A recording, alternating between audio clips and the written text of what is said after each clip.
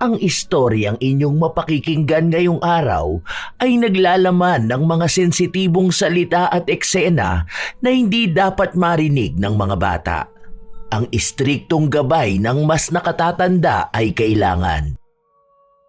Huwag ka na magkunwari na hindi mo alam. Di ba? Ang mga lalaki kapag hindi umuuwi sa mga asawa nila, may inuuwi ang ibang babae. Yung malalandi, kabit, kirida, mga mang-aagaw ng asawa. Bakit? May babae ba siya, madam? Nahuli mo ba siya? May babae siya. Alam ko at kilala ko. Ang kakapal nga ng mga mukha ng mga kabit, ano? Sa bagay, kapag nga naman malandi ka, wala ka na talagang hiya. Yung mga ganong klase ng babae, mga walang delikadesa. Ang mga kinakabit ng mga lalaki, mga walang class. Yung mga mabababang uri ng babae. Kasi ganun lang naman ang klase ng babae na pumapatol sa may asawa na. Minsan nga yung mga ganong klase ng babae nakakasama lang natin. Nakakausap natin. Minsan nga, kaharap na natin mismo. Pero walang kakaba-kaba sa kanila. Sanay na sila eh. Akala ata ng kabit ng asawa ko tanga ako. Hindi niya alam na nakikita ko lahat. Tahimik lang talaga ako. Ang dami naman sanang lalaki no?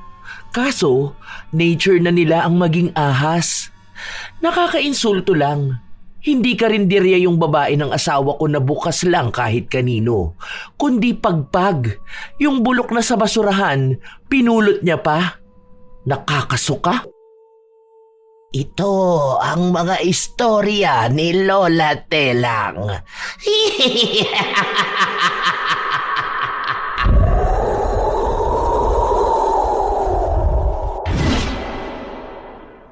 May mga taong sadyang hinahatak ng init ng katawan.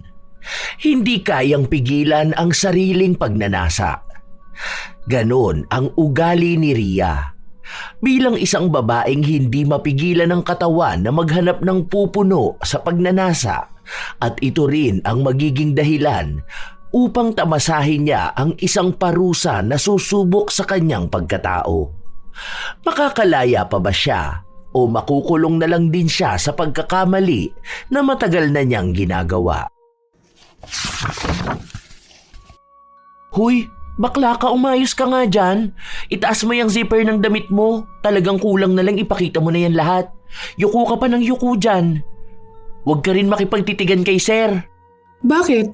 Wala namang masama ha. Ang trabaho natin dito maglinis, hindi yung ganyan. Alam mo, naglilinis naman ako. Tingnan mo nga, wala ka naman ibang nakitang kalat, di ba? Ay, merong ibang kalat. Yung mga tingin mong nang aakit kay sir. Ay, ewan ko na lang talaga kapag ikaw nahuli na inaakit yung anak ng amo natin. Baka sa susunod hindi na tayo makakuha ng trabaho. Hoy, saan ka pupunta? Ayan ka na naman, makikipagtagpo ka na naman kay sir sa likod bahay. Hindi ko pinakinggan ang kaibigan ko sa mga sinasabi niya dahil sumunod ako sa amo namin papunta sa likod ng bahay nila. Siyempre, habang naroon kami, merong nangyari sa amin. Wala naman yung problema sa akin dahil sanay ako sa kahit na anong posisyon. Basta ang mahalaga ay mailabas ko ang init ng katawan ko. Isang mapagpalang araw po, Lola Telang. Magpapakilala po ako bilang si Ria. Itong kwento ko po ay naganap dito lamang nakaraang taon. Bilang isang dalaga, sanay na sanay ako sa pakikipagniig sa iba't ibang lalaki. Minsan, nakikilala ko sa mga pinupuntahan ko. Basta kung saan ako abutan, doon ako bumibigay. Kilala ako sa lugar namin bilang babaeng pakawala. Yon ang madalas na tawag nila sa akin. Hindi ko rin naman sila pinapatulan dahil alam ko sa sarili kong malandi ako. Hitad naman kung tawagin ng nakararami. May mga lalaki rin akong nakakasama na nakikilala ko kapag naglilinis ako ng mga bahay nila. Tagalinis nga po pala ako, Lola Telang. Tinatawagan kami ng kaibigan ko kapag may lilinisan kaming bahay. Bilang matagal ko na itong trabaho, alam din nila ang kalidad naming maglinis, kaya may umuulit na tawagan kami. Kahit pa ang daming kwento tungkol sa pagiging hitad ko. Isang araw, pauwi na kami noon sa bahay nang may tumawag sa kaibigan ko. Pwede ka ba bukas? Pwede ako anytime. Sabihin mo lang, baby girl. Ano ba? Kilabutan ka naman dyan. Hindi tayo talo, no? Ano ba kasi yan? Saang bahay? G ako dyan, boss, basta may lalaki. Sa bahay ng gym instructor. Ay, yan ang gusto ko. Paniguradong malaki. Ang katawan niyan. Tumigil ka dyan, may asawa yun. MWF daw kung kaya natin yun. Ay, hindi pala ako pwede niyan. Ikaw na lang muna. Maglilinis ako niyan kina attorney. Sabihin ko sa kanila na ikaw na lang ha. Galanti naman tong mag-asawang to eh. Huy, basta umayos ka dun ha. Baka naman ibalinisin mo dun, hindi lang bahay nila. Oo na, ako nang bahala doon.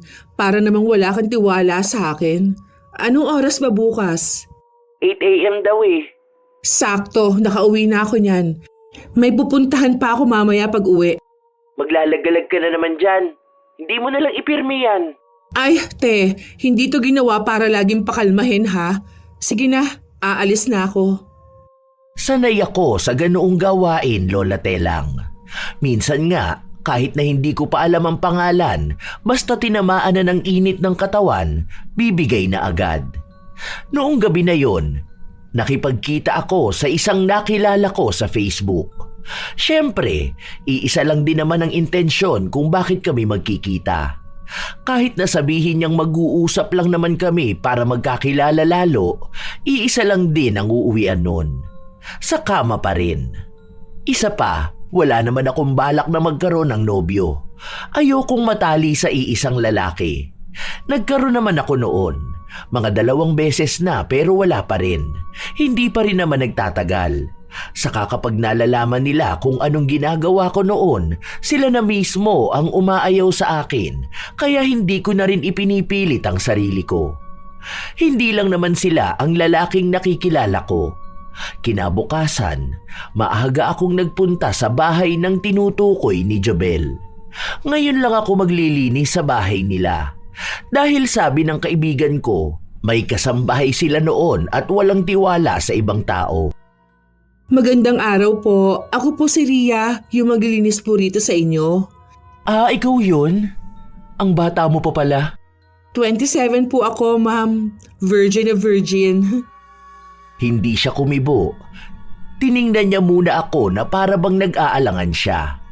Duda pa ata siya sa suot ko. Paano? Nakasando lang ako at shorts. Mainit masyado ang panahon tapos maglilinis pa ako ng bahay nila. Papawisan lang ako kapag balot na balot ang suot ko. Lumingon pa siya sa likuran niya kung saan dumating ang isang lalaki. Yun yata ang asawa niya. Sige na, pumasok ka na. Sa susunod, huwag ka magsusuot ng ganyan. Kahit t-shirt at shorts pwede na. Pero huwag yung ganyan na halos maghubad ka na ha. Pasensya na po kayo, ma'am. Kapag ganun po kasi ang suot ko, hindi po makahinga sina Bobay at Botchi. Bobay at Botchi? Opo, ang aking boobsy. Ey!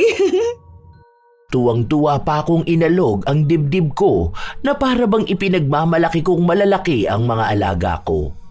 Napangiwi ang amo kong babae habang ang asawa naman niya ay natawa. Alam ko naman na hindi siya natuwa sa ginawa ko dahil hindi pa siya sanay sa ugali ko. Nagpatuloy akong maglinis ng bahay nila. 2 linggo na rin ako sa kanila. Pero kahit na ganun, parang hindi pa rin masaya ang amo kong babae. Pero wala siyang magawa dahil walang ibang tagalinis na pumupunta sa kanila. Isang araw, nasa kusina ako habang naglilinis. Dumating ang lalaki kong amo. Ayos ah. Parang pwede ka na magsalamin dyan sa lamesa. Kuskus na kuskus ka eh. Siyempre, sir. Ganun talaga dapat. Walang naiiwan na bakas. Teka, ilang taon ka na nga ulit? 27, sir. Oh, hindi naman pala nagkakala yung edad nating dalawa eh. Huwag mo na akong tawagin na sir. Kahit Miguel na lang. 37 ako. Tapos si Mrs. 57. Ay, ang layo pala ng agwat, no? Sa bagay, wala naman sa edad yan. Sabi nga nila, Kapag nasa kama na, pantay-pantay na yan. Natatawa talaga ako sa mga tirada mo. Teka lang. Kailangan mo bang iisog yan lamesa? Andito naman ako. Bakit hindi ka nagpapatulong sa akin? Opo, inusog ko kasi nga hindi ako makagalaw na maayos. Babalik ko lang sa ayos. Huwag ka nang mag-opo sa akin. Isipin mo na lang na magtropa tayo, ganon. Ay, wala akong tropa na lalaki. Ibabanding namin kapag may tropa ako na lalaki. Masaya yatang bandingan yan kapag ganyan Nakakapanghina ata ng tuhod. Bata ka pa naman. Bakit hihina agad ang tuhod mo? Ilang oras ba kaya mong itagal kung sakali? Loko ka talaga. Hanggang saan ba itutulak tong mesa? Sagad mo. Sige, sagad mo para mas masarap. Oh yes, ganyan nga. Ayan, ayan, ayan na, sagad na sagad. Yon, sarap! Galing talaga sumagad. Buwisit ka. Nangihina ako sa'yo Kulang na lang umungol ka na dyan Nagtatawanan kaming dalawa ni Miguel nang dumating ang asawa niya. Baka sa mukha ni Madam na hindi siya masaya sa naabutan niya. Hindi ko lang alam kung narinig niya ba ang biruan namin, pero malamang dinig niya dahil matalas ang pandinig niya kahit na may katandaan na siya. Sa totoo lang, hindi naman ganon kahalata sa kanya na nasa 50 na siya. Siguro dahil mayaman siya at may pang-ayos siya sa sarili niya. Lumipas pa ang ilan pang mga araw, naging magkasundo kami ng lalaki kong amo. Tuwing nasa bahay nila ako, wala kaming ibang ginawa kundi ang magkulitan. Hindi ko naman yun sinabi sa kaibigan ko, pero hindi ko alam kung paano nakaabot sa kanya. Baka mamaya niyan mahuli kayo ni Madam Victoria talaga ha? Ewan ko na lang kung hindi ka kalbuhin nun. Gaga ka. Ano ba ginagawa ko? Nagrereklamo kaya siya sa akin. Nagtatanong kung wala na bang ibang pwedeng maging tagalinis. Gusto nga niya mas matanda raw. So wala naman akong kakilala. Yung iba naman ayaw kapag nalalaman na sa bahay nila. Aayaw talaga sila. Sobrang metikulosa ba naman niya pagdating sa mga kalat? Parang ang bawal may maiwan na alikabok. Saka, ano naman bang ginagawa ko doon? Naglilinis lang naman ako ng bahay niya, no? Baka kamo, naiinggit siya sa akin. Insecure. Kasi ako, batang-bata kung titignan, di ba? Sobrang masikip to, ante ko. Sakal talaga leeg dito. Baliw ka. May leeg ba yun? Ay, syempre, kapag may ulo, may leeg. Mahabang leeg. Ayan ka na naman sa kabastusan mong babae ka. Utang na loob naman, huwag ka naman lumandi. At bakit naman hindi ako lalandi? Te, hindi ako cactus na nabubuhay ng walang dilig. Sabi nga 'di ba, kapag meron kang masaganang petchay, may masagana ka rin buhay. Paano ba nagkakaroon ng masaganang petchay kapag maraming dilig, 'di ba? Maraming dilig? Iba-iba talaga ang didilig? Oo, bakit? Wala namang sinabi na iisang pandilig lang ang gagamitin, 'di ba? Hay, wag mo na nga akong sermonan. Hoy, saan ka na naman nakatingin yan? Huwag mo sabihin pati yung pamangkin ni Kuya George pag nanasaan mo pa. Sarap no, naka-gray pang pants, parang may sumasaludo. Ewan ko sa'yo, bakit ba ang libog-libog mo? Bahala ka na nga dyan. Hindi ko inalisan ng tingin ang pamangkin ng may-ari ng bahay na nililinisan namin ng oras na ito. Matagal ko nang nakikita ang lalaki na yon, pero masyado kasi siyang mailap sa babae. Tapos minsan, wala naman siya rito. Pero ngayon, mukhang may kakaiba rin sa tingin niya sa akin. Kaya habang nakaupo siya sa sofa, sinadya ko talaga na lumapit sa kanya. Hinawi ko ang kurtina para dumikit sa pisngi niya ang dibdib ko. Ay, sorry. Hindi ko kasi masyadong maabot. Nabangga ko patuloy ulo mo. Ito talaga mga alaga ko. Hilig mambangga ng ulo. Pansin ko na nahihiya pa siya sa akin. Kinuha niya rin ang unan para itakip sa ibabang bahagi niya. Alam ko na kung ano ang nangyayari kaya ako na mismo ang kumilos. Sir, bakit naman parang pawis na pawis ka dyan? Mainit ba? Hindi ka na makakilos dyan, oh. Gusto mo ba tulungan na kita? Nahiya pa siya sa akin nung una. Umalis kasi siya pero sumunod ako sa kanya. Sakto na walang ibang tao sa bahay na yon kaya nagtuloy-tuloy na ang nangyari sa aming dalawa. May sarili siyang kwarto kaya hindi naging mahirap. Hindi rin naman ako maingay kaya walang nakapansin na may milagro na pala sa kwarto. Nang matapos kami, umalis na rin ako. Alam ko kasi na iniwan naman ako ni Jobel. Kapag hindi ako nakikita noon at tapos na ang trabaho, umuuwi na rin siya. Sa mga araw na lumipas, ganoon ang nangyayari. Paulit-ulit, iba-iba. Pinabalikan ko lang madalas yung nasasarapan ako. Isang araw, pagdating ko sa bahay ni na Madam Victoria, nakita kong paalis siya. Pwede ba ako makisuyo sa'yo? Andiyan ka na pala. Wala kasi si Aling Weng. Pwede bang ikaw na lang ang bumili sa palengke? Gulay sana. Okay po, ma'am. Pwede naman po, kahit na ako na po ang magluto. Dadagdagan ko na lang ang ibibigay ko sa'yo. Nagbigay siya ng pera pero hindi niya sinabi kung anong gulay ang bibilin ko. Kaya ako na lang ang namili. Nang makabili na ako, agad na rin akong bumalik sa bahay nila. Alam kong may sakit yung tagaluto nila ng pagkain kaya walang gagawa nun. Hindi kasi yun ang trabaho ko at labas na ako dun. Ako lang ang naglilinis pero marunong naman din akong magluto. Nang nasa kusina na ako, naroon na naman si Miguel at nakikipagkulitan sa akin. Tanong lang. May lahi ka ba, Ria? Iba kasi yung mata mo eh. Tapos, sobrang puti mo. Oo, meron. Yung nanay ko kasi, pokpokers yun noon. Puro pabembang sa mga foreigners. Kaya ayun, na-juntis. Italian ang tatay ko. Hindi ko naman nakita yun. Kaya pala ang ganda mo. Ang kinis mo at ang puti mo. Itong mga pimple marks lang talaga problema ko eh.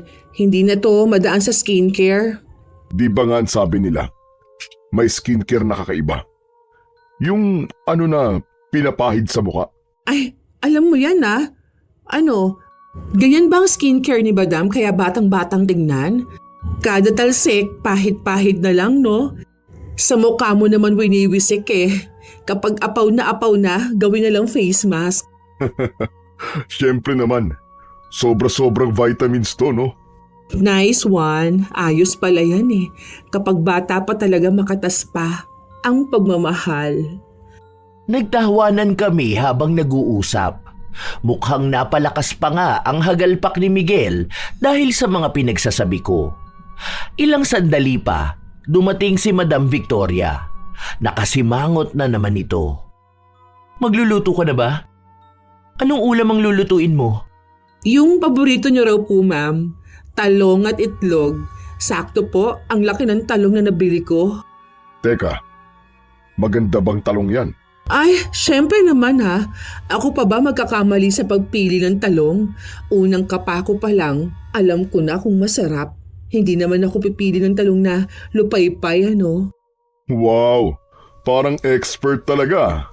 Syempre naman, kahit madilim pa at nakapikit ako, makakapili pa rin ako ng magandang talong. Tingnan mo to. Ang laki na, hindi pa pabalik ko. Pwede bang huwag niyong gawing malaswa ang pagkain? Magluto ka na lang dyan, Ria. Ikaw naman, akala ko ba may meeting ka? Mamaya pa namang hapon yun. Saka hinihintay ko pa confirmation nila kung tuloy kami. Nakikipag-usap lang naman ako kay Ria eh. Pwes gumawa ka ng ibang gagawin mo. Ang sabi mo nung nakaraan may coach ka pa. Bakit hindi ka magpunta ng gym? Ito na nga, maliligo na ako. O sige Ria, dun na ako ah. Wait po ma'am ha. Nagsasaing pa lang din naman po ako. Ayoko niyan. Ibang ulam ang iluto mo. Gusto ko ng ampalaya na lang. Gusto mo muna ng kulubot, ma'am? Basta yun ang gusto ko. Ilang taon na kayo mag-asawa ni Sir Miguel, ma'am? 7 years, tapos 3 years na kasal. Bali, 30 siya nung naging kayo? Wow, taray naman ni Madam, habulin ata ng bata. Hilig mo ba ang kiddie meal, ma'am? Sa bagay, sabi nga nila, mas malupit kapag bata. No? Matahiyog na, pangmatagalan pa. Pwede ba, Ria? Sa susunod, ilugar mo ang sarili mo. Huwag kang magsasalita ng kung ano-anong kalaswaan, ha? Lalo na kung ang kakausapin mo ay ang asawa ko. Ang pangit tingnan. Kababae mong tao pero kung magsalita ka at makipag-usap ka, parang wala kang delikadesa. Maging matinong babae ka naman. Ayoko sa lahat yung ganyan ng bibig. Kung sanay ka sa ganyan, huwag mong dalhin sa pamamahay ko. Hindi na ako kumibo sa mga sinabi niya. Kahit naman anong mangyari, hindi ko rin naman mababago ang sarili ko. Hindi lang talaga siya sanay na may babaeng ganito magsalita kagaya sa akin. Lumipas pa ang ilan pang mga araw, si Miguel ang nagsisimula ng usapan na may ibang ibig sabihin, kaya sumasabay lang ako. Kahit naman magalit sa akin si Madam, may maidadahilan ako. Isang araw, matapos naming maglinis ng ibang bahay, nag-aya kumain ang may-ari ng bahay. Lalaki ito. May katandaan na siya pero hindi naman maikakaila na ang ganda pa rin ng katawan niya. Ang ganda ng kamay niyo, sir. Parang ang dami na nagawa niya na. Ang ugat eh. Feeling ko, hindi lang yan ang maugat. Ano ka ba? Ayan ka na naman. Marin po ang trabaho niyo noon. Galing niyo siguro sumisid. Hoy Ria, ano ba? Bakit? Ano bang sinabi ko? May masama ba sa magaling sumisid? Di ba? Ganun naman talaga yon kasi sa dagat siya. Ikaw kamo kung ano-ano na lang ang iniisip mo. Ang ayos kaya ng usapan. Natawa na lang ang may-ari ng bahay. Wala raw siyang asawa dahil hiniwalayan na siya nito ilang dekada na ang nakalipas. Kaya madalas na mag-isa lang siya sa bahay nila. Alam ko na kung ano ang ibig sabihin nun. Kaya nung umuwi na kami ni Jobel, bumalik ako sa bahay niya. Alam na ang ibig sabihin nun. May naganap na naman. Parang bawat sulok yata ng bahay niya naging saksi ng pinaggagawa namin. Grabe, parang bagong taon ngayon Ang daming putok nun. Lakas pa talaga ng mga marine. Parang humahawi ng dagat. Sige, balik na lang ako sa sunod. May pupuntahan pa ako Aalis pa ako mamayang gabi. May imimit pa ako. Basta ang alam ko lang, masaya ang nangyari sa akin ngayong araw pero may kulang pa rin. Magaling naman siya kung tutuusin pero may hanap pa rin ako na hindi ko maipaliwanag. Nung kinahapunan, may nagtawag ulit sa akin para magpalinis ng bakuran nila. 2 oras lang naman daw ang aabuti noon dahil kailangan lang maalis ang mga dahon na nagkalat sa kanilang bakuran dahil sa pinutol na puno. Baka meron kayo diyang mas malaki dito sa hawak ko, sir. Gusto ko yung malaki na pang 2 kamay ang hawak ko. Ang liit kasi nitong walis. Walang kadating-dating hawakan. Labas niyo na yung malaki dyan. Teka pala. Basta dahan-dahan ang paglabas para hindi ako mabigla. Ayun, may malaki naman talagang walis kasi. Gusto pa ako pagtiyagain sa maliit. Ayoko pa naman sa lahat yung maliit. Nagpatuloy ako sa paglilinis. Kinagabihan, nasa inuman na naman ako, kaya may tama pa ako ng alak nung pumunta ako sa bahay ni na Madam Victoria. Masakit pa ang ulo ko noon, pero dahil kailangan kong magtrabaho, nagpatuloy ako. Maya-maya pa noon, lumabas si Miguel. Umupo siya sa sofa habang hinihilot ang kanyang ulo. Masakit din ang ulo mo? Oo, grabe. Ang aga ko kasing nagising tapos hindi na ako makatulog. Bitin ang tulog ko. Ay, naku naman. Sino ba namang hindi sasakit ang ulo ko pag nabibitin? Di ba? Hindi lang talaga ulo ang masakit kapag nabibitin. Ayaw na ayaw ko pa naman ng ganon. Kahit ako, magwawala talaga ako kapag ganyan na nabitin ang tulog ko. Ewan ko sa'yo. Tawang-tawa talaga ako kapag kausap kita. Tignan mo, nawala biglang sakit ng ulo ko. Ang sarap mong kausap. Hindi lang ako sa pagkausap masarap. Masarap din ako magluto. Alam mo, ang swerte na magiging asawa mo. Lahat ata ng masarap at magaling nasa iyo na. Masarap magluto. Magaling pa maglinis ng bahay. Syempre, dapat talaga lagi magkasama yung masarap at magaling. Diyan na nga lang magiging expert eh. Hindi ka pa ba mag-aasawa? Ayoko pa, wala pa yan sa isip ko. Saka na yan, bata pa ako. Sa bagay, hindi naman minamadali ang lahat ng bagay. Ang dami sigurong nanliligaw sa'yo, no? Kasi kahit ako, kung single ako, aba, liligawan talaga kita. Ang perfect mo na kaya. Ang ganda, ang sexy, ang kinis, at higit sa lahat, masarap. Kausap. Nako, baka hindi mo rin kayanin. Sabi mo, mabilis lang manginig yung tuhod mo. Baka hindi ka na makatayo nun. Baka kahit 2 hakbang sa hagdan, hindi mo na magawa. Aba. Ako talaga ang hinamon mo sa ganyan. Baka nanginginig ka na, di pa ako tumitigil. Huwag akong susubukan mo sa ganyang hamon. Nako, hindi ko pinaghirapan tong katawang kong to para manghina lang agad-agad, no? Wow, palaban ha? Sure na ba yan? Kaya niyang tumagal? Baka naman baby pa yan ha? Masabihan ko lang yan ng cute. Talagang hinahamon mo ako, no? Yari ka talaga sa akin. Ewan ko na lang kung makalakad ka kinabukasan. Natawa na lang ako sa naging usapan naming dalawa. Wala si Madam ngayong araw na ito kaya malaya kami sa loob ng bahay.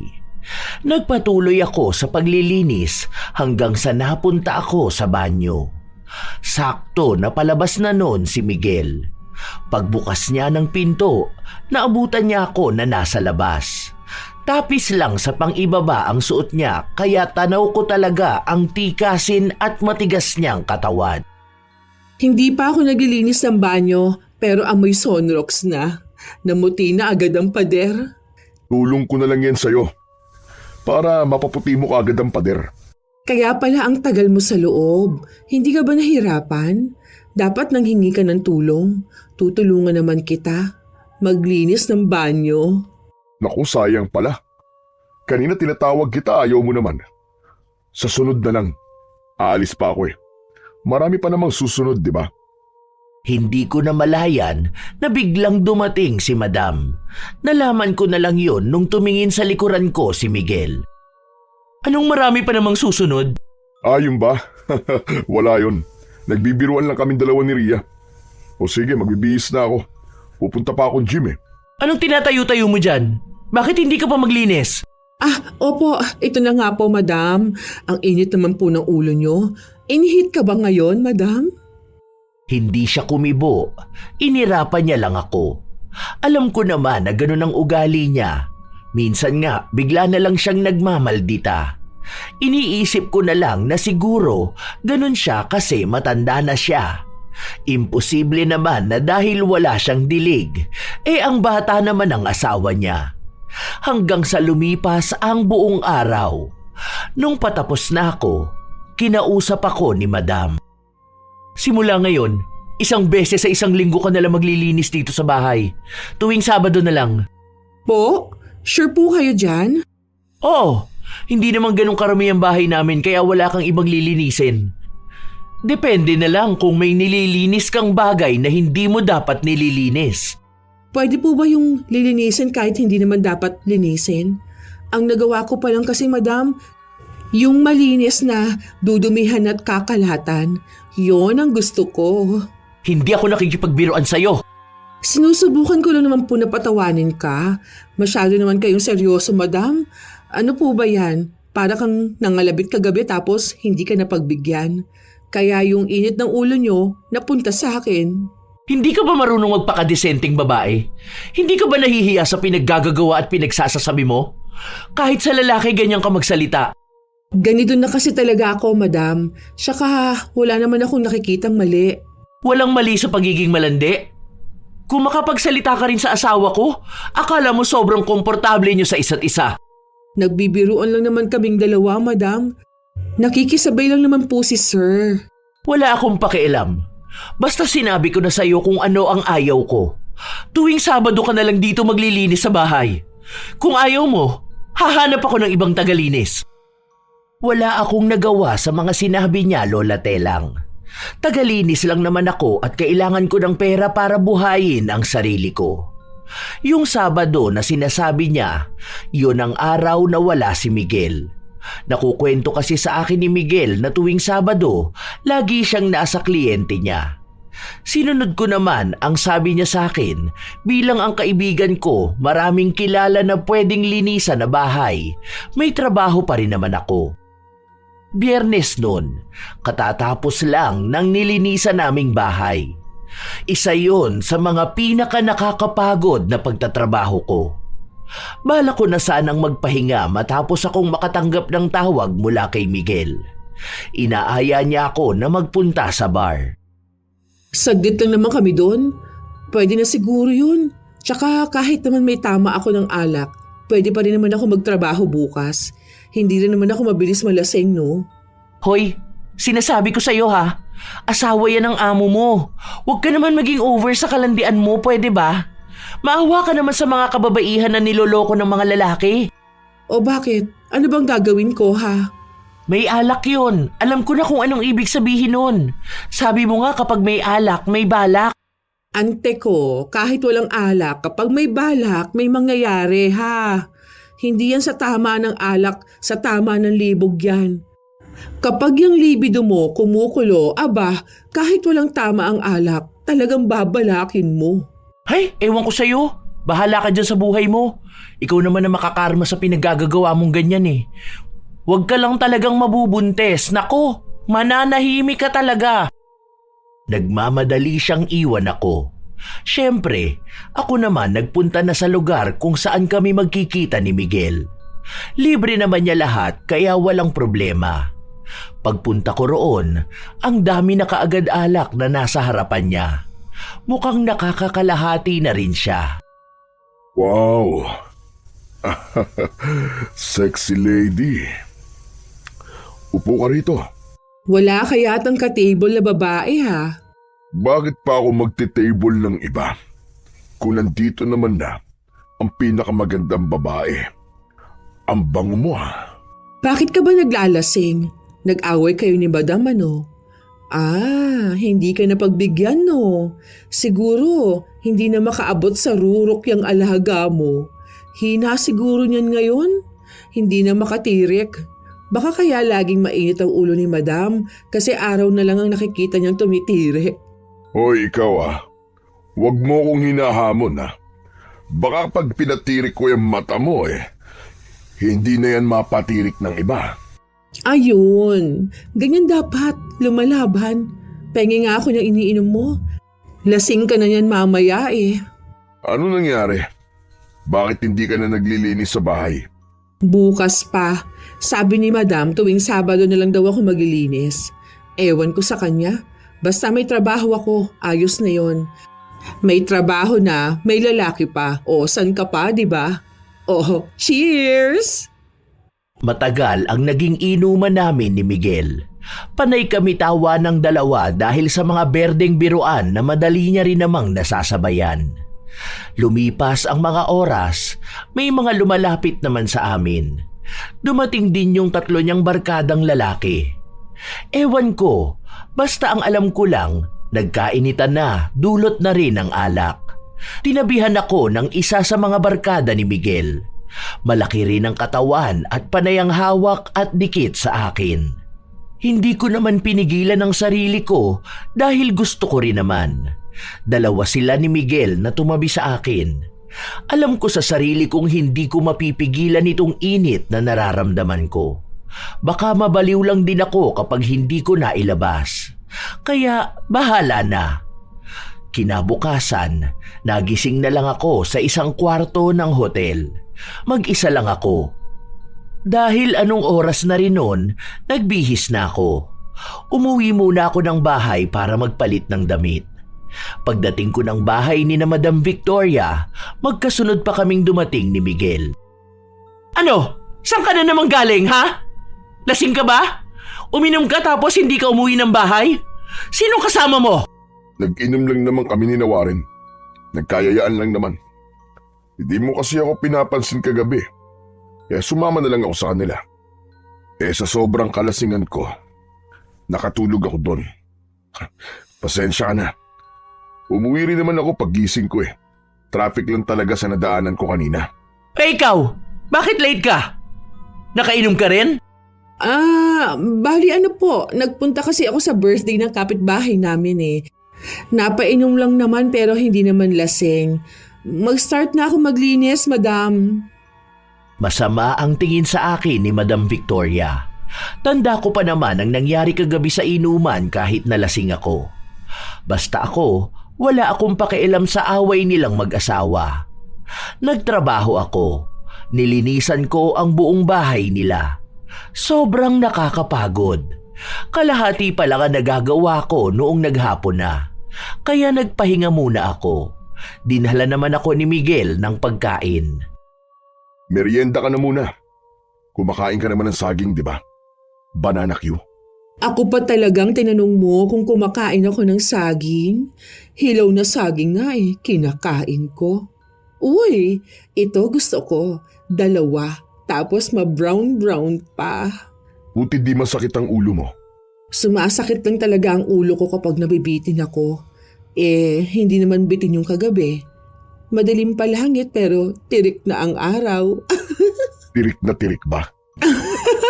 Oo, nangingisay pa nga. Ang liit nitong saging na to kaya pala 2. Hindi mo lang sumayad sa lalamunan ko. Ikaw ba? Kumain ka na?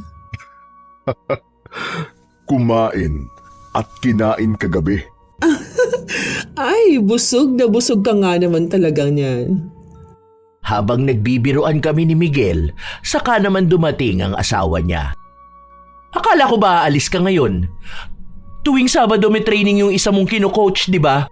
Wala na, nagpalit na ng schedule. Kaya dito na lang ako sa bahay kada Sabado. Ang bilis naman ng paglipat ng schedule na yan. Ganun lang kadali ang desisyon nun?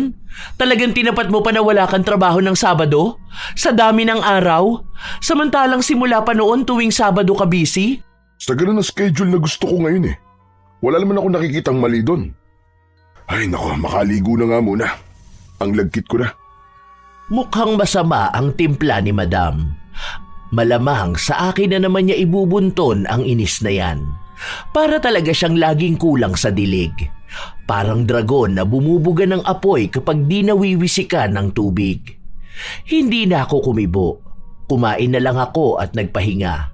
May tatapusin pa akong linisan. Paalis na sana siya noong may napansin siya. Sa'yo yan? Yang bracelet na yan? Opo, bago lang to. Tagalinis ka lang naman pero nakabili ka ng ganyan? May initials pa na M at R? Itong M at R na to, special talaga sa akin to, madam. Ganda no?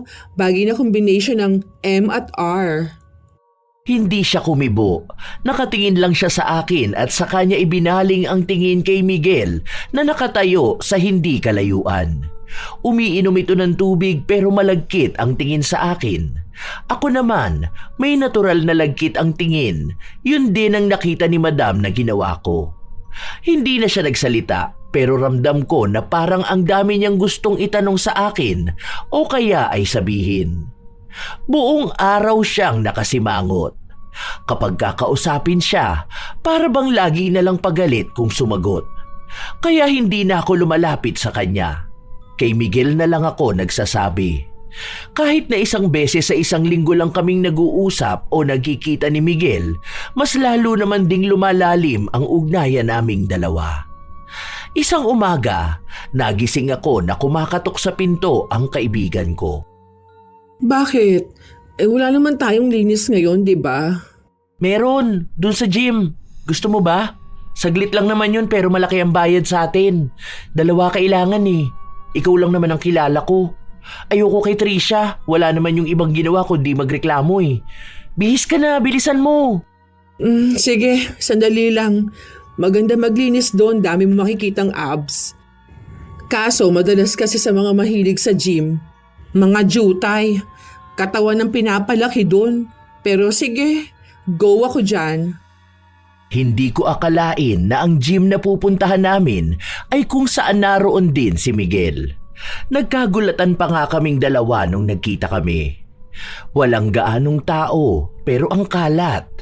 Ang sabi sa amin, May inayos daw kasi at wala yung tagalinis talaga nila. Matapos naming maglinis, hinintay ako ni Miguel. Hindi siya agad umuwi sa kanila. Umuwi ka na lang talaga. Huwag mo nang anuhin yan si Sir.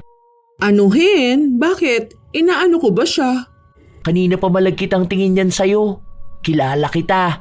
Alam ko na kapag may ganyan na lalaking naghihintay sa'yo, nako alam na ang susunod niyan. Ako na nagsasabi sa'yo ha, kapag talaga yan ang tinalo mo, sira talaga ang buhay mo. Lalo na kapag nalaman pa yan ni Madam Victoria. Kaya ngayon pa lang Ria, tigil na. Hindi ko siya pinakinggan dahil wala din naman akong ginagawang masama. Alam ko sa sarili ko yon. Habang nag-uusap kaming dalawa ni Miguel, umalis na si Jobel. Alam niyang kahit na anong sabihin niya sa akin, may sarili akong desisyon. Mas pipiliin ko kung ano ang gusto ko kaysa sa ano ang tingin nilang tama. Ilang araw pa ang lumipas, pinabalik na naman ako sa dating araw ng trabaho ko. Si Miguel ang nagsabi sa akin noon at alam kong pinagtalunan nila yon ni Madam Victoria. Bilang ako na tagalinis at kailangan ng pera, pinatos ko na ulit yun. Basta para sa akin, Lola Telang, kung saan ako kikita ng pera, doon ako. Wala na akong pakialam kung may galit ba sa akin. Inaayos ko rin naman ang trabaho ko. Martes noon, may nililinisan akong bahay. Hindi ko kasama si Jobel dahil iisang tagalinis lang din naman ang kailangan. Nakilala ko yung panganay na anak ng nagpapalinis sa akin. Bilang si lalaki na rin naman ang nagbigay ng motibo sa akin, sino ba naman ako para tumanggi? May nangyari sa amin. Doon pa talaga mismo sa kusina nila, habang ang mga magulang niya nasa sala lang. Mabilisan lang kung baga. Basta, tawagan mo lang ako kung kailan ka ulit pwede ha. Alam mo namang bahay ko, di ba? Ikaw na lang magpunta. Nakakabitin pero pwede na rin. Kinindatan ko pa siya bago ko humabol ng halik sa kanya. Mabuti na lang tapos na kami nung dumating ang isa pa niyang kapatid. Sa totoo lang, may nangyari na rin sa amin ang kapatid niyang yun. Siguro mga 3 beses na rin. Minsan kasi kapag talaga nagkakainitan na, kung sino ang una kong matawagan, siya ang pinapapunta ko sa bahay. Pero bihira lang yun. Kapag hanap na kasi ng katawan ko at ramdam kong kailangan ko na, umaalis ako para kumilala ng iba. Minsan kahit hindi ko alam ang pangalan nila. Sinasabi nga nila sa akin na mas mainam pa na magbenta na lang ako ng katawan kaysa naman ibigay ko ng libre. Pero para sa akin, hindi ko naman kailangan maging trabaho ito. May kinikita naman ako bilang tagalinis. Sadyang hilig ko lang. Hindi dulot ng pangangailangang pinansyal. Isang araw, habang abala ako sa paglilinis sa bahay ni na Miguel, napansin ko na nagtatalo silang mag-asawa. Padabog pa nga na umalis si Miguel. Hindi ako marunong magpatahan ng umiiyak. Sa kaaway nila yung dalawa. Bakit ko sila pakikialaman? Pero sinubukan ko pa rin na kausapin si Madam. Uminom muna kayo ng tubig, Madam. Mamaya rin po uuwi yun si Miguel. Miguel? Miguel lang ang tawag mo sa kanya? Si Sir Miguel po pala. Babalik din po yun mamaya. Alam mo ba kung ano pinag-awayan naming dalawa? Ikaw! Ha? Ako po? Bakit naman ako? Hindi ko alam kung ano bang nakita ng asawa ko sa'yo. Bakit ba ayaw kanyang umalis dito sa bahay para maglinis? Ikaw naman, Madam. Masyado ka naman palang selosa dyan. Baka naman gusto lang ako ni Sir Miguel na dito maglinis sa inyo kasi nga ang galing ko. Maglinis ng bahay. Tapos ang sabi niya pa kasi sa akin na ang sarap ko. Maging kaibigan. Nang iinis ka ba? Ha? Hindi ako natutuwa sa mga pinagsasasabi mong yan. Ang seryoso mo naman kasi, Madam. Dapat chill-chill ka lang palagi. Kapag ganyan talagang lagi kang nakabusangot, kukulubot yung mukha mo at tatanda ka. Ikaw rin, baka biglang maghanap ng bago si Sir Miguel. Mas bata, mas sariwa. Alam nyo, Kapag may mga ganyang edad na sa kanila, hanap niyan yung wild pagdating sa kama. Kadalasan nun mga bata-bata pa. Yung game na game sa lahat, kaya huwag ka palaging galit sa kanya, ma'am. Yung mga ganyan pa naman kay Sir Miguel, malakas ang dating sa mas bata sa kanya. Inirapan niya lang ako bago siya umalis. Siguro naging dagdag na lang ako sa iniisip niya. Nagpatuloy ako sa paglilinis ng bahay hanggang sa sumapit na ang hapon. Kaming dalawa pa rin ang nasa bahay, hindi na bumalik si Miguel. Pero kita ko na nag-chat siya sa akin. Nagtatanong kung pwede kaming magkita mamaya pagkatapos ng trabaho ko. Hindi ko pa sinasagot ang tanong niya dahil iniisip ko pa kung gusto kong lumabas. May katagpo kasi ako mamaya. Ilang sandali lang din, lumabas si Madam sa kwarto niya. Parang may gusto siyang sabihin sa akin pero hindi niya masimulan. Hindi naman ako nagtanong dahil hinayaan ko siyang magsimula. Madam, gusto niyo ba na paglutuan ko kayo? Hindi na. Hindi ako kakain. Sure? Baka naman mangayayat ka niyan. Baka wala kang lakas niyan mamayang gabi kapag bumira kayo ni Sir Miguel. Hindi yun uuwi. Kilala ko siya. Saan siya uuwi niyan, madam? Huwag ka na magkunwari na hindi mo alam. Di ba? Ang mga lalaki kapag hindi umuuwi sa mga asawa nila, may inuuwi ang ibang babae. Yung malalandi, kabit, kirida, mga mang-aagaw ng asawa. Bakit? May babae ba siya, madam? Nahuli mo ba siya? May babae siya. Alam ko at kilala ko. Ang kakapal nga ng mga mukha ng mga kabit, ano? Sa bagay, kapag nga naman malandi ka, wala ka na talagang hiya. Yung mga ganong klase ng babae, mga walang delikadesa.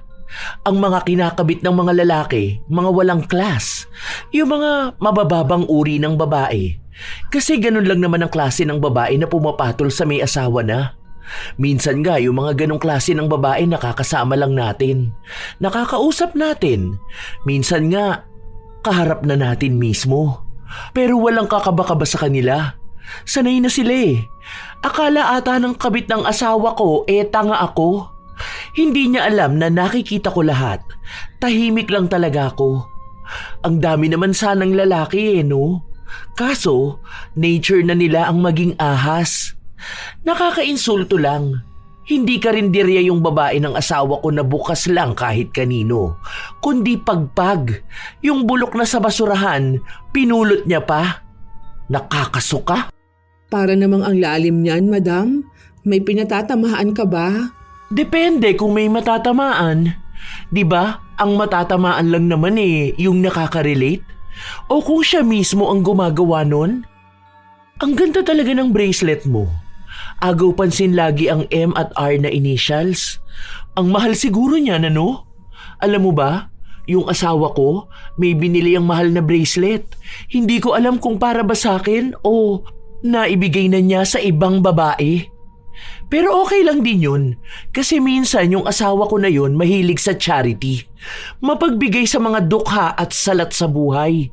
Kaya mga kabit nun mahihirap. Pero kahit ganun, sa akin pa rin naman siya uuwi. Para usan lang ang mga babae niya. Umalis na rin siya agad matapos niyang sabihin ang mga salita na yon. Habang ako naman, nagpatuloy na sa huli kong ginagawa. Ilang araw pa ang lumipas, pansin kong may kakaibang kinikilos si Madam Victoria pero hindi ko nalang binibigyan ng pansin. Basta ang mahalaga sa akin, maayos ang pakikitungo sa akin ni Miguel. Maayos ako sa bahay nila kapag naroon siya.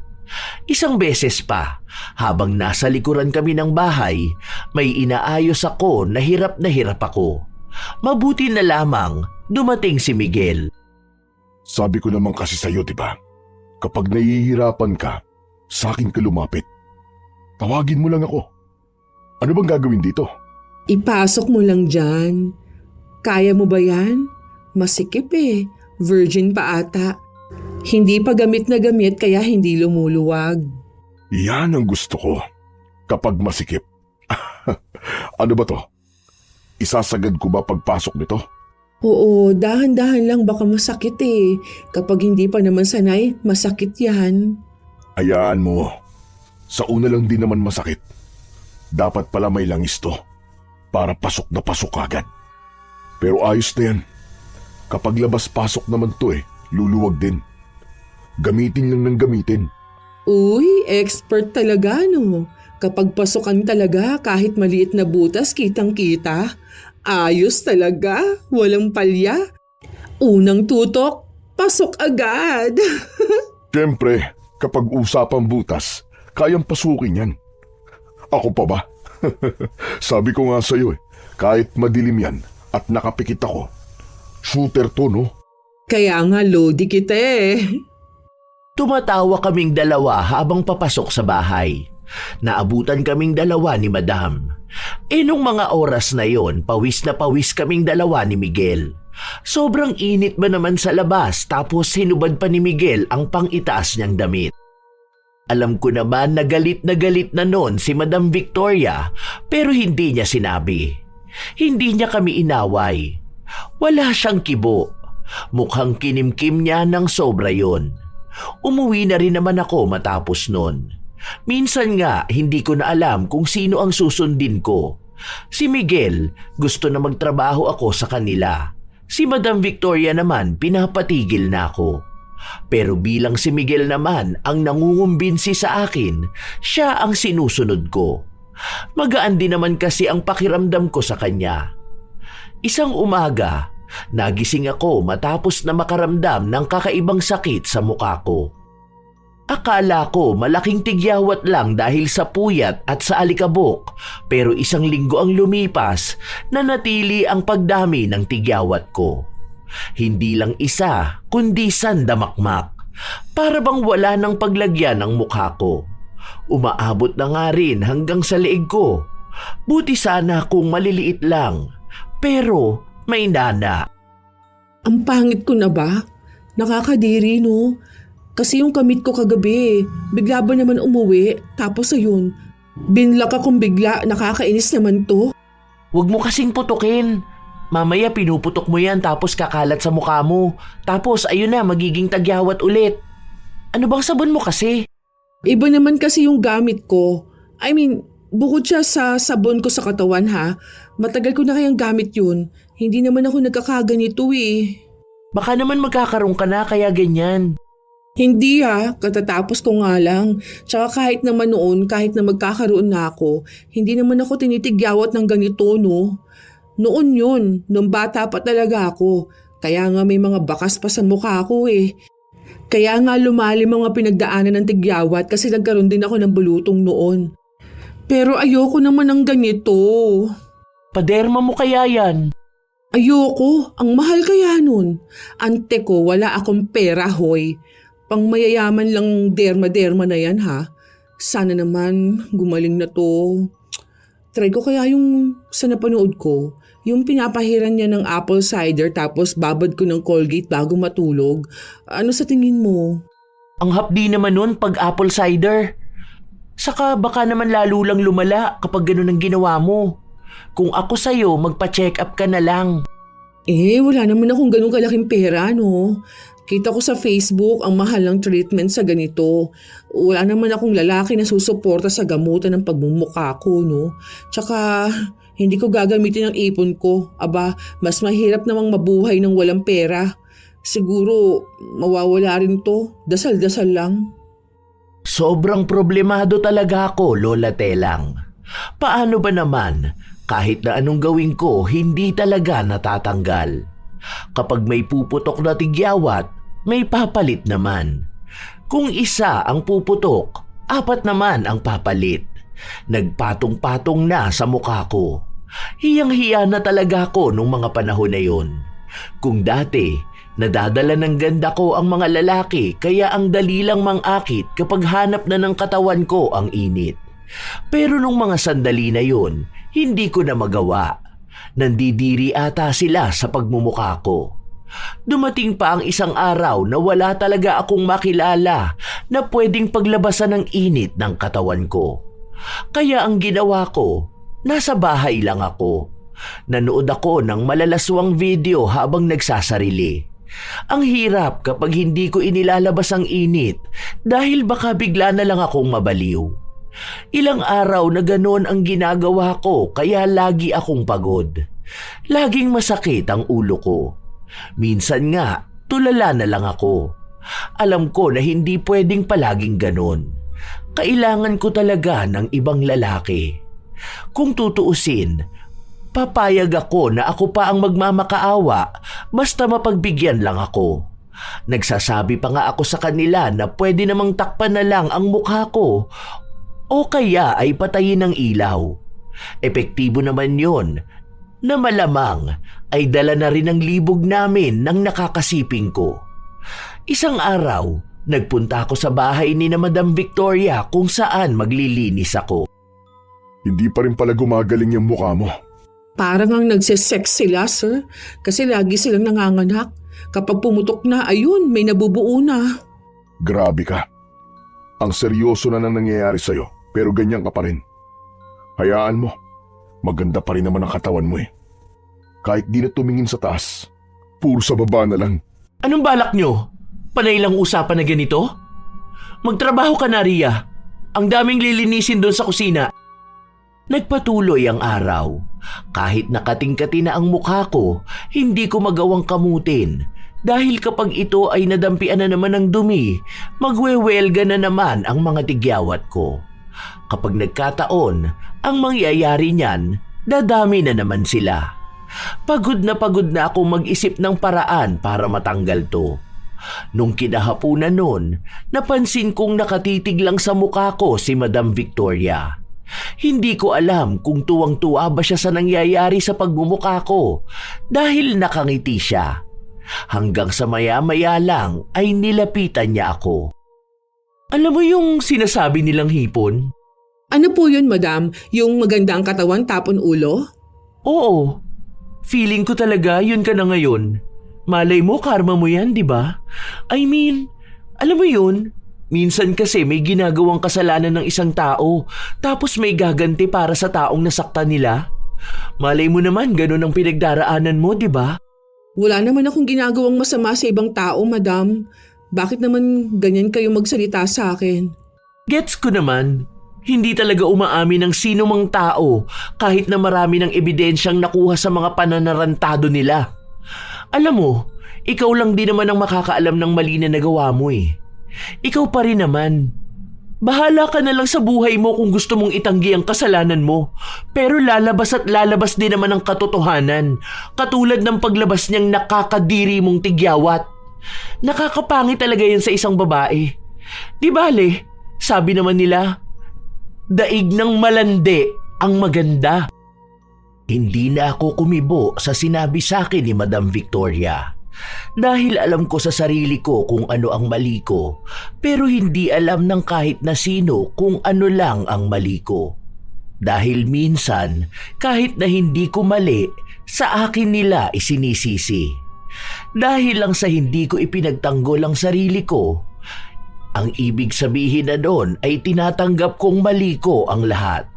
Hindi ko naman sinabi na banal ako dahil alam kong makasalanan akong tao, pero hindi ibig sabihin na lahat na ng kasalanan ay nasa akin. Ilang linggo ang lumipas, walang nangyayari sa pagmumukha ko. Nawalan na ako ng gana sa lahat. Sobrang hirap, Lola Telang. Mukha ang inihaharap ng tao, kaya kung mukha ang nagkaroon ng problema, talagang sobrang hirap.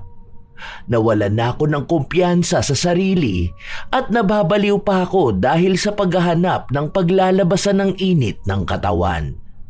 Kung ano-ano na talaga ang tumatakbo sa utak ko, parang hindi ko nakontrolado ang lahat. Hanggang sa pinuntahan ako ng kaibigan ko sa bahay. Kasi di ba may nililinisan akong bahay. Ang sabi ng matandang babae, albularyo siya noon. Kaya niya raw malaman kung naengkanto ang isang tao. Pinakita ko nga yung picture mo sa kanya. Ang sabi niya, may kakaiba nga raw sa aura mo kahit na nung unang kita niya pa lang sa picture mo. Nagtatanong siya kung gusto mo na magpagamot sa kanya. Pwede raw bukas. Ano ba? Ano ba yan? May ganyan ba talaga? Totoo ba yung mga albularyo na ganyan? Hindi ako naniniwala sa ganyan eh. Hindi ka rin naman gumagaling sa pahid-pahid na gamot, di ba? Try mo lang, wala namang mawawala eh. Pwede naman na hindi mo sundin kung anong sasabihin niya, pero wala rin namang mawawala kung susundin mo. Hindi naman yun nagpapabayad ng ilang libo, no? Donation lang yun. Kahit nga 20 pesos, okay lang yun eh. Try mo lang. Baka mamaya may kakaiba dyan sa nangyayari sa mukha mo. Ilang beses pa akong kinumbinsi ng kaibigan ko bago ako napapayag na sumama sa kanya. May trabaho ako sa bahay ni na Madam Victoria nung araw na yon, pero hindi ako pumasok para magpunta doon sa sinasabi ni Jobel na albularyo. Pagpunta namin, iba na yung naramdaman ko. Ang lamig ng hangin. Tapos may ginawa yung matanda kasabay pa nun yung orasyon na binibigkas niya. Hindi ko pa nga siya maintindihan hanggang sa sinabi niya na may nagpapakulam sa akin. Nagpapakulam sa akin na babae? Sino naman yan? Baka naman babae ng isa sa mga lalaki mo. Mga naging lalaki mo. Uy, hindi ah. Imposible naman yun. Sabi niya nga, di ba, kilala ko rin na madalas kong nakikita. Hoy, hindi ako yun ah. Bakit naman kita sasamahan dito kung gusto ko lang din naman na makulam ka? Selos nga raw, di ba? Hindi naman kita pinagbintangan. Dahil lang sa selos kaya nagkaganito ako. Ay, ano ba naman yan? Wala naman akong ibang ginagawa. Malandi ako, oo. Pero kung selosan naman yan, labas na ako dyan. Hindi mo yan masasabi, ano ka ba? Sa dami ba naman ng lalaki na nakikilala mo tapos nakakasex mo pa? Hindi mo alam baka may jowa pala yung mga yun. Yun ang isipin mo habang nagpapatulong tayo kung paano ba mawawala yung kulam na yan sa'yo. Tapos, try mo na rin ipagamot sa albularyo yung pagiging makati mo. Tanga, hindi ito kaya ng albularyo. Hindi naman to dahil sa mangkukulam kaya ako malandi at malibog, no? Itong sa mukha kong problema ko. Ilang beses kong inisip kung anong ibig sabihin ng albularyo, Lola Telang. Kasi naman, wala naman akong ibang babae na madalas kong nakakasalamuha. Si Jobel lang naman yun, pero alam kong totoo yung sinabi niya na hindi niya ako ipapakulam. Kung yung iba naman, ang madalas na nakakasalamuha ko ay mga matatanda. Alangan namang magselos pa sila sa akin. At ang isa pa, si Madam Veronica. Nung mga panahon na yun, bigla ko na lang naisip kung paano ba makitungo sa akin si Madam na halata talagang may galit siya sa akin. Baka nga nagseselo siya dahil masyado kaming malapit ni Miguel. Simula nun, hindi na natahimik ang utak ko. Sinubukan kong kausapin si Madam Victoria pero hindi ko magawa dahil madalas na abala siya o kaya ay nangunguna na ang galit niya. Hindi siya matino kausap. Malaki kasi ang naging pag-aaway nila ni Miguel na talagang tuwing naroon ako, nagsisigawan silang dalawa. Pero dumating din ang araw na kinausap niya ako. Aalisin na kita sa trabaho na to. Kahit pa sabihin ni Miguel na pumunta ka rito, wag na wag kang papasok sa pamamahay ko. Madam, may nagawa po ba ako sa inyo? Huwag ka na maglaro ng inosente-inosentehan. Hindi bagay sa'yo. Lalo ka lang nagmumukhang tanga. Alam ko na yan. Alam ko na kung anong pinaggagawa mo. Hindi ako tanga. Alam ko kung anong ugnayan yun ng asawa ko. Oo, alam ko na ikaw ang kabit niya.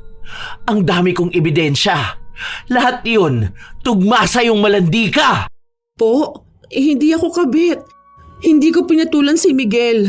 Wala namang kahit na anong namamagitan sa aming dalawa. Kita mo na yan? Tinawag mo siyang Miguel. Huwag mo na akong tarantaduhin.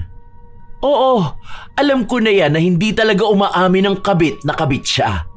Kahit na ang lalaking manloloko, hindi aamin na manloloko sila. Kahit na meron naman ng ebidensya at huling-huli na sila. Kaya tigilan mo na ang asawa ko. Kasal kami ni Miguel. Masaya kaming dalawa bago ka dumating sa buhay namin. Bahay lang ang pinapalinis ko sa'yo pero anong ginawa mo? Nilandi mo ang asawa ko. Napakakatimong babae ka! Ang landi-landi mo! Opo, totoo na malandi ako. Alam ko na makati akong babae. Na pamigay, na pokpok. Ano pa ba? Totoo lahat yun. Inaamin ko kung sino-sinong lalaki na lang ang pinapatulan ko. Pero iisa lang ang alam ko. Never akong pumatol sa lalaking may asawa na. Malandi ako, pero hindi ako kabit. Ugali kong magpakangkang kahit saan, kahit kanino, pero hindi ang manira ng pamilya at relasyon ng iba. Sige, sabihin mo na lahat ng klase na malandi, pero kaya kong panindigan na hindi ako kabit. Talagang ipinagtanggol mo pa ang sarili mo, no? Sayang wala rito si Miguel na ipagtatanggol ka sa akin. Alam mo ba na ikaw nang ikaw ang pinag-aawayan namin? Dahil palagi kanyang ipinagtatanggol. Pero alam ko na ikaw lang naman ang babaeng makapalang mukha na umahas ng asawa ng iba. Ikaw lang yon dahil halata sa'yo na sobrang katimong babae. Kaya ba pinakulam mo ko? Kung ano man ang nangyayari sa'yo ngayon, tama lang yan. Malandi ka, di ba? Ginagamit mo yung mukha mo at katawan mo para manira ng relasyon ng iba. Aba, dapat lang na mawala yan sa'yo. Lahat dapat mawala sa'yo, hindi lang yung ganda mo. Malandi ka, kaya wag na wag ka nang babalik dito.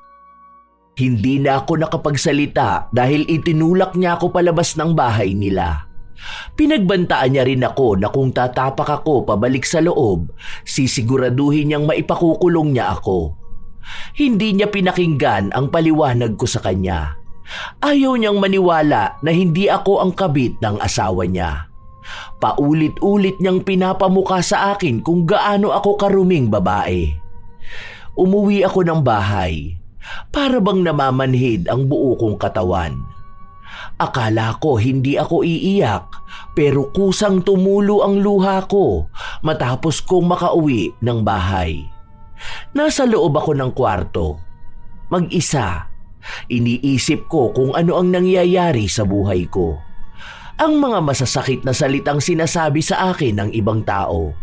Ang pagiging malandi. Ang pagiging hitad. Lola Telang, sa unang pagkakataon, may aaminin ako sa iyo. Itong pangyayari na to na parte ng nakaraan ko ang isa sa mga pinakamasasakit na nangyari sa buhay ko. Isang pangyayari at karanasan na hindi maaabot ng kaisipan ng kahit na sino. Wala akong pinagsabihan nito. Natakot ako. Duwag ako, Lola Telang, kaya pilit ko tong inililihim. Pero ngayon, gusto kong mailabas ito. Parte na rin ng pagnanais kong makalaya sa pagkakabilanggo ko sa nakaraan. Mahirap mang isipin, ngunit 7 taong gulang ako nung naganap ito. Huwag po. Huwag niyo na po ulit gawin sa akin to. Maawa naman po kayo sa akin, Papa Gardo. Masakit po. Huwag niyo po ubarin ang damit ko. Ano ba? Huwag ka na magpumiglas. Alam mo, ang mga babae, ito rin yung hilig. Si mama mo nga ito rin yung gusto palagi, di ba? Ibig sabihin lang nun, nasasarapan siya. Kaya huwag kang iyak ng iyak, ha? Kapag lumaki ka na, hahanap-hanapin mo rin ito. Mas maganda na ngayong bata ka pa lang, tinuturuan ka na. Para paglaki mo, alam mo na ang gagawin mo. Magaling ka na. Sige na, magubad ka na. Akong bahala sa'yo. Masakit lang to sa una. Pero kapag tumagal na to, mas masarap na. Lagi natin to gagawin. Para lagi ka masasanay, ha? Huwag kang magsusumbong kahit kanino. Kasi, ginagawa naman to ng mga babae at lalaki. Tama na po. Huwag na po. Parang awa niyo na po, Papa Gardo. Aray ko po. Huwag niyo po hawakan yan. Ayoko na. Ayoko na ng ganitong pakiramdam. Ayoko na. Hanggang kailan pa ako ganito? Hindi makalaya sa sitwasyong hindi ko rin naman ginusto. Sobrang bigat sa dibdib, Lola Telang, habang ibinabahagi ko ang pagbabalik ng kwento ng nakaraan ko. 7 taong gulang ako noong inangkin ang kamusmusan ko ng lalaking tumayong pangalawa kong ama. Palagi yon, Lola Telang. Hindi isang beses, kundi araw-araw, lalo na kapag wala ang nanay ko.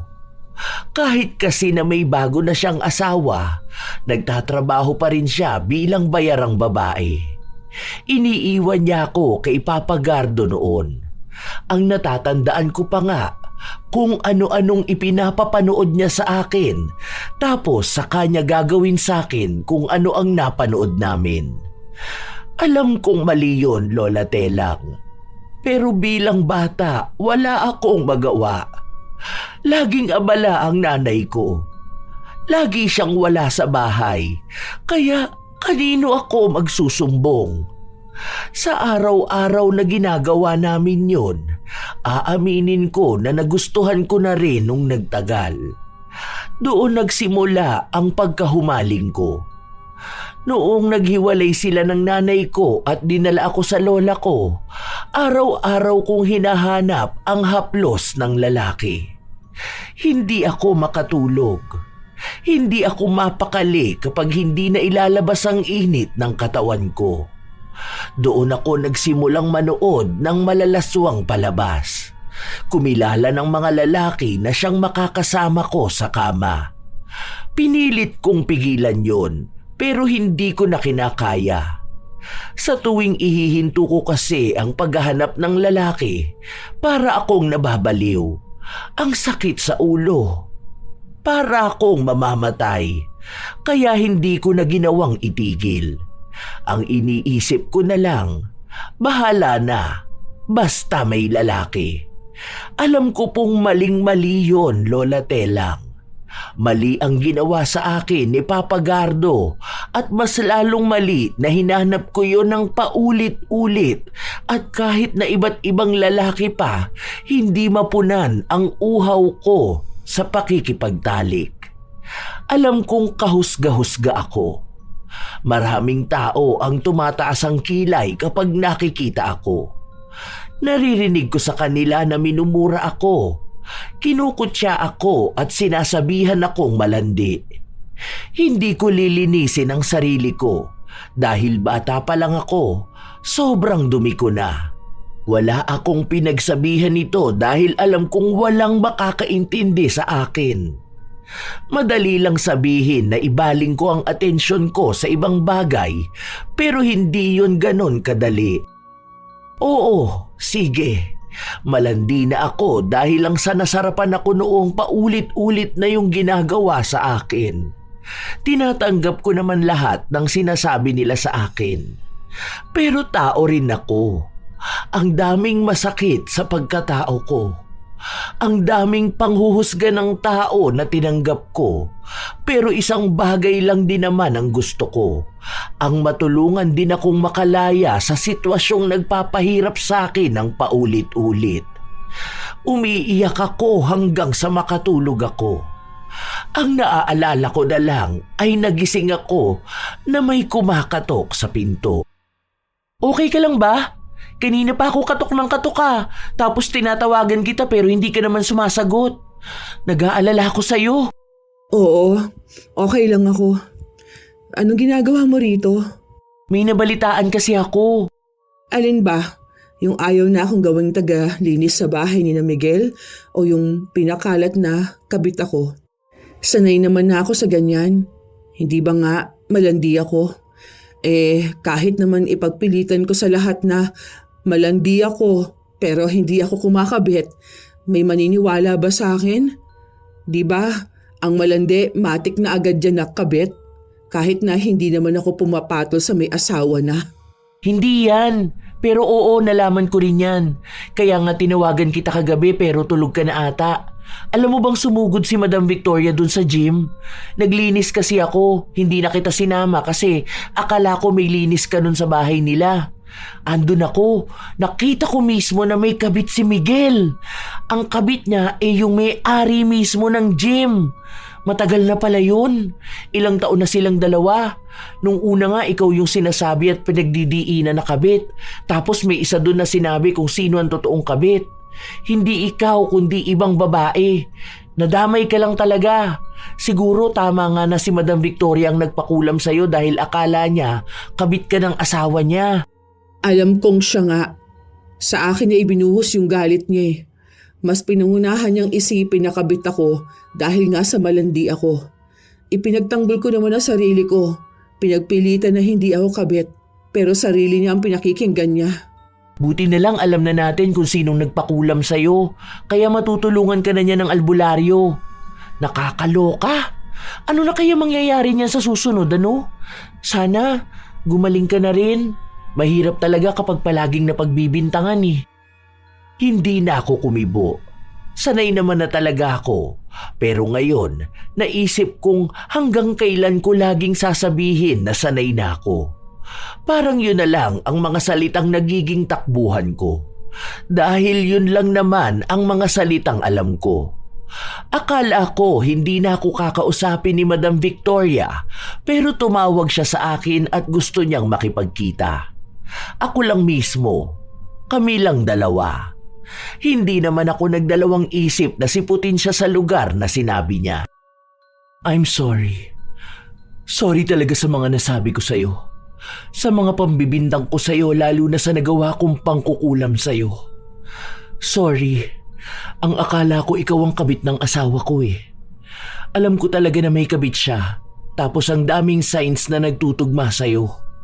Tapos, yung paraan pa kung paano kayo mag-usap, parang laging may nangyayari sa inyo.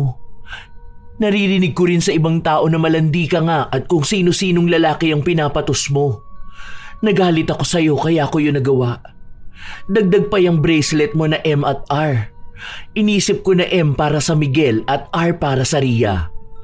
Ang akala ko initials nyo yung dalawa. May binili rin kasing initials bracelet ang asawa ko na ibinigay niya sa kabit niya. Ah, ito po bang M at R? Pangalan ko po ito, madam. Tunay na pangalan ko po, Maria Rosa. Hindi rin naman po ito totoong ginto. Nabili ko lang din to dyan sa gilid ng mall, yung matandadong babae na gumagawa ng ganito. Saka, totoo yung sinabi nila na malandi ako. Marami na talaga akong naging lalaki. Mahirap na yun bilangin, pero kahit na ganun, totoo ang sinabi kong never akong naging kabit. Malandi lang talaga ako.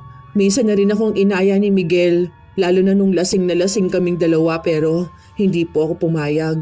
Nung araw na magkasunod kami umuwi at lasing, hindi ko alam kung saan siya nagpunta matapos ang inuman namin.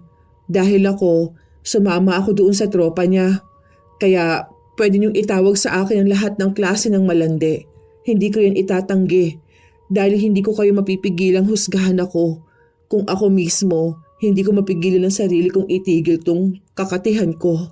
Gusto mo bang tulungan kita? Pambawi ko na lang sa'yo. Paano mo ako matutulungan? May mga kaibigan akong psychologist at psychiatrist. Pwede kitang i-refer sa kanila.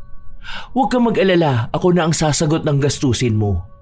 Sila ang makakatulong sa'yo para makaya mong lampasan yung pinagdadaanan mo. Kailangan mo lang harapin ang trauma mo para malaman kung ano yung pilit mong iniiwasan pero hindi mo naman matakasan. Pambawi ko sa nagawa kong mali lalo na sa pangungulam ko sa'yo. Sorry talaga. Pumayag ako sa sinabi niya. Gusto ko rin namang malaman kung paano ko lalampasan itong nararamdaman ko. Itong kulam na nangyari sa mukha ko, alam kong madadaan pa sa gamutan ng ritual. Pero itong nararamdaman kong libog, hindi madadaan ng anumang orasyon. Nakilala ko ang mga kaibigang tinutukoy ni Madam Victoria. Doon ko nalaman na ang dami palang nangyari sa akin. Sinabi nila sa akin na dala ng trauma itong ginagawa ko. Para bang naghahalo ang kahihiyan at ligaya noong bata pa ako, kaya bit-bit ko hanggang sa paglaki ko. Hindi lang naman daw ako ang nakararanas ng ganito. May iba pa. May mga tao rin daw kasing nalulung na sa pakikipagtalik kaya hirap na hirap itong pigilan. Ang iba, dulot ng karahasan kagaya ko. Sa iba naman kusa lang na naramdaman. Ganon pala yun. Parang ito lang din ang nagiging paraan ng utak para masabing nabubuhay ako. Kapag bata pa naranasan, hahanap-hanapin talaga ng katawan kahit na alam naman at iniisip na mali. Tinulungan ako kung paano ko makakayang lampasan ito. Hanggang sa kasalukuyan na ito, Lola Telang, hindi pa ako lubos na magaling. Pero hindi na ako katulad doon. Inuunti-unti ko na siyang natatalikuran. May gamutan din ito. May iniinom ako pero madalas pinapabago sa akin kung ano na ang nakasanayan ko. Hindi yun isang biglaan dahil hindi raw kakayanin ng katawan ko. Naadik na kasi ako sa pakikipagtalik kaya ibig lang sabihin nun, bibigay ang katawan ko kung bigla kong itinigil. Sa totoo lang, mas magaan na ang buhay ko ngayon kaysa noon. Yung kulam na nangyari sa mukha ko, medyo maayos na rin siya ngayon. May mga bakas pang naiwan pero ang sabi ng albularyo, magiging maayos din ang itsura ko. Hindi ko lang alam kung taon ba ang aabuti ng paghilom na to. Itong gamutan at pagbabago ko sa sarili ko, sinasabayan ko ng pananampalataya. Humihingi ako ng gabay para lang makaya ko ito. Gusto ko na talagang makalaya, lalo na sa mapait kong nakaraan. Nagkabalikan pala sina Madam Victoria at Miguel, pero lumipat sila ng ibang bansa. Kahit na ganon, tinutulungan pa rin ako ni Madam Victoria, lalo na kapag kailangan ko ng pera sa gamutan ko.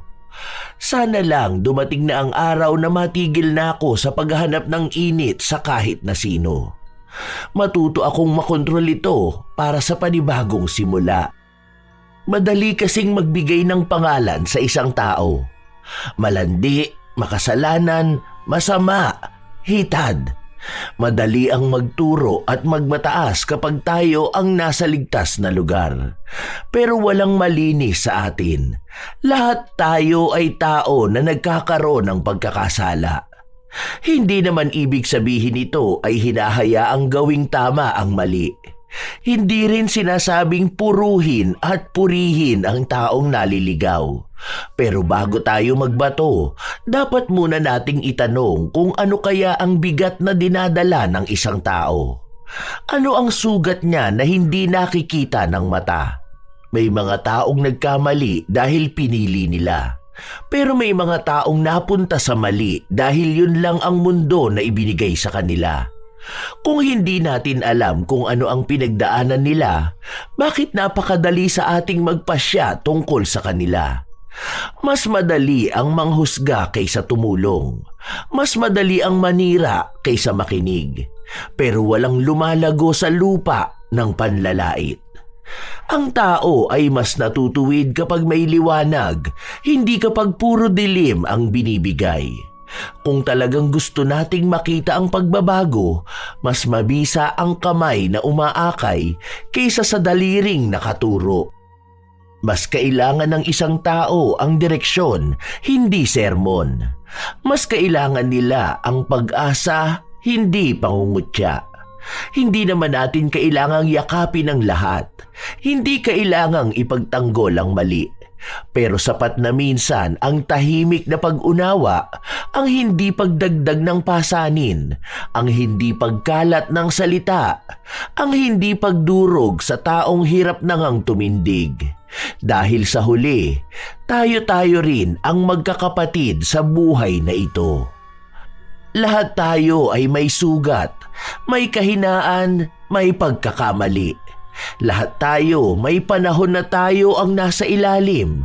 Umaasa na sana may kahit isang taong hindi agad humusga. Ang bawat tao ay may laban na hindi natin nakikita at hindi natin alam kung gaano kahirap ang giyera sa loob nila. Pero hindi rin ibig sabihin na yun ang pinagdadaanan, kailangan na ring tanggapin ang puro mali. matuto ring bumangon at iangat ang sarili laban sa bigat ng pagkakasala. Mga apo, naway may magandang aral na naibahagi ang kwento ni Ria, na bawat pangyayari ay may kwento pero hindi ibig sabihin na dapat manatili na lamang doon. Kung nais mong makalaya, gumawa ka ng paraan para makalaya. Kung kayo rin ay may komento at opinyon, maaari nyo rin niyang ibahagi upang aming mabasa. Ito ang inyong Lola Telang at maraming salamat sa pakikinig nyo mga mahal kong apo.